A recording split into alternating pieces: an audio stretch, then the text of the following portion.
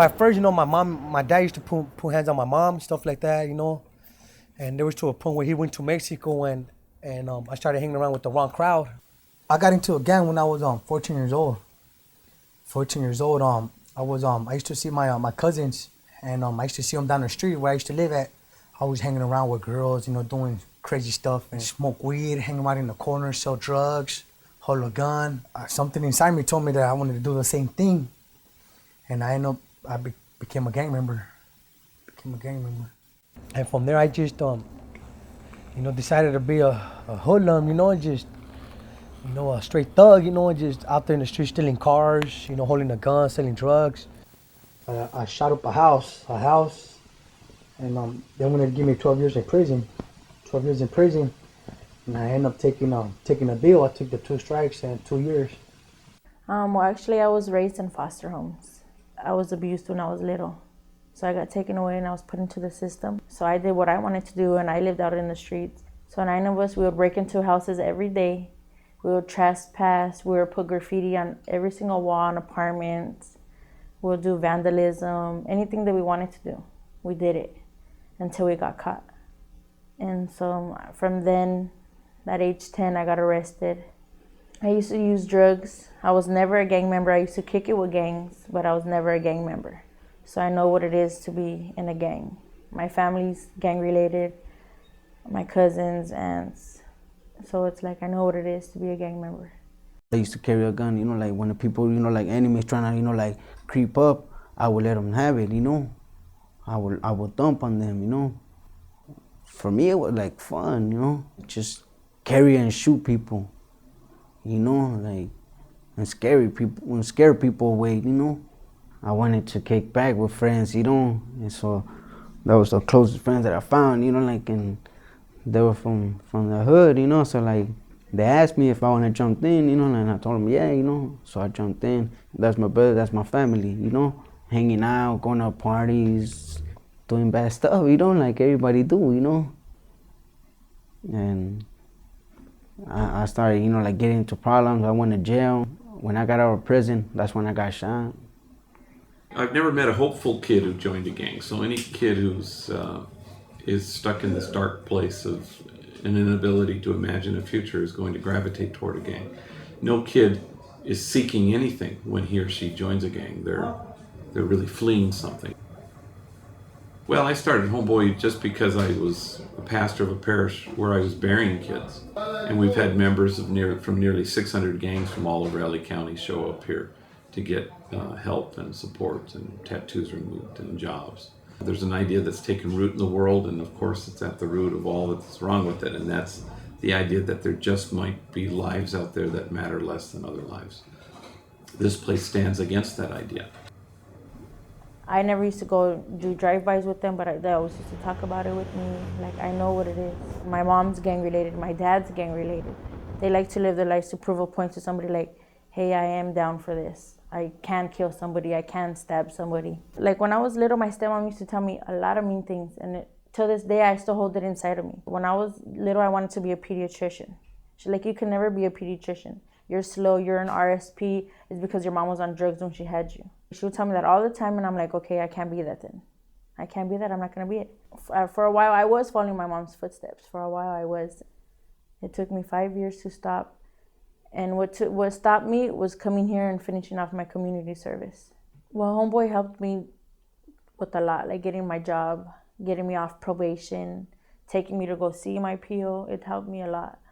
And I asked him to be moved to the Homegirl Cafe, and he moved me. And all the girls that work with us are all gang related. And it's hard to get along with your enemies. So some of them are enemies and they still work with each other. It's a lesson for us to how to keep a real job. The second time when I got shot in the head, it woke me up. Like, my friend was trying to step on the gas, and the guy just stopped automatically and pull out the gun and start dumping. And we all ducked, but I was the only one who got hit in the car. Cause the seatbelt locked us up. When you go uphill and you step on the gas, the seatbelt locks. So when I was trying to duck, the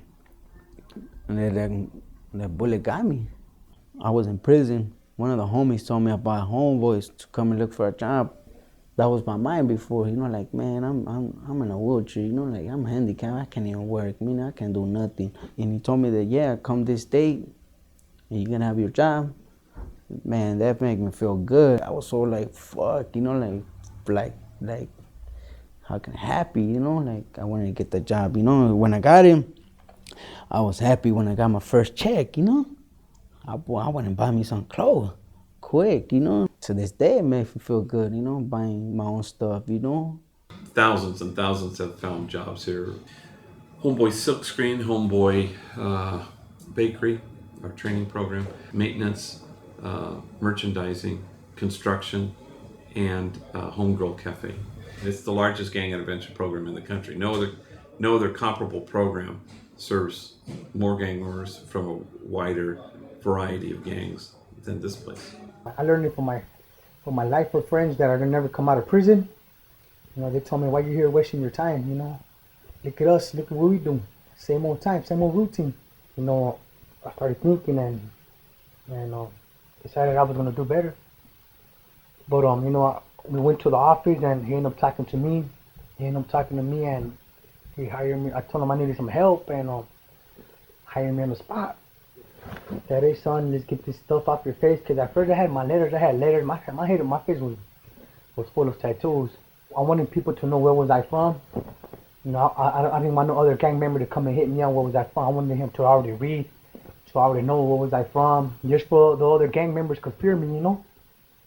You know, I got my kids now, you know, my kids. I'm a two-striker. You know, everywhere I go now, people be looking at me. Although I don't care how they look at me, but, you know, the little comics they have, you know, little kids looking at me too, like, you know, looking at me like, whoa, mom, look, you know. When I go shopping, you know, there's a lot of attention to the police when I'm driving with my wife. You know, they just turn around and look at me and stuff like that. What we do here, we actually remove tattoos to anybody from anywhere in the United States. Usually it takes between 6 to 8 treatments for the tattoos to be completely removed. A lot of people are afraid just by if someone has a tattoo here, they won't even give them a first or a second chance. A lot of his tattoos are jailhouse tattoos, where they actually take checker pieces or chess pieces, they burn them down, get the ink, and with any little needle, they'll start giving themselves a tattoo. A lot of that ink has metals in there.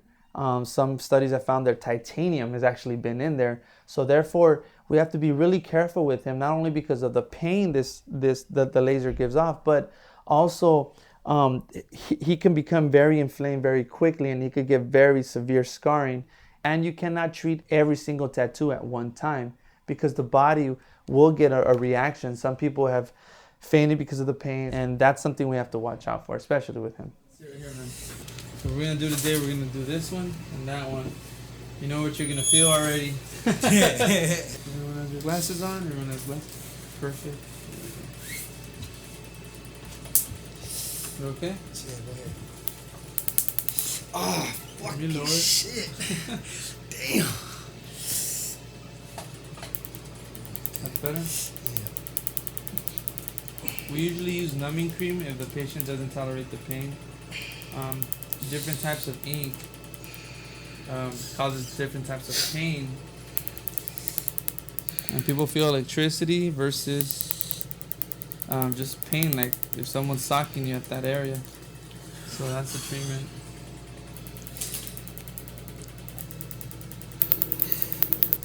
You're okay? Yeah. Yeah. You want to go higher? Nah. You're okay? You want a little bit more? You want this one too, right? Yeah. Okay. Angel. Leon.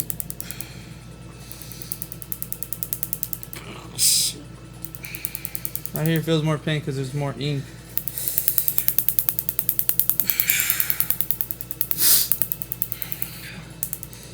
And we usually put numbing cream if the patient requests it.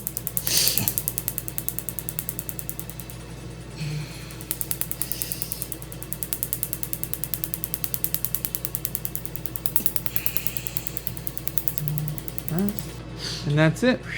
Cool. And that ends the process.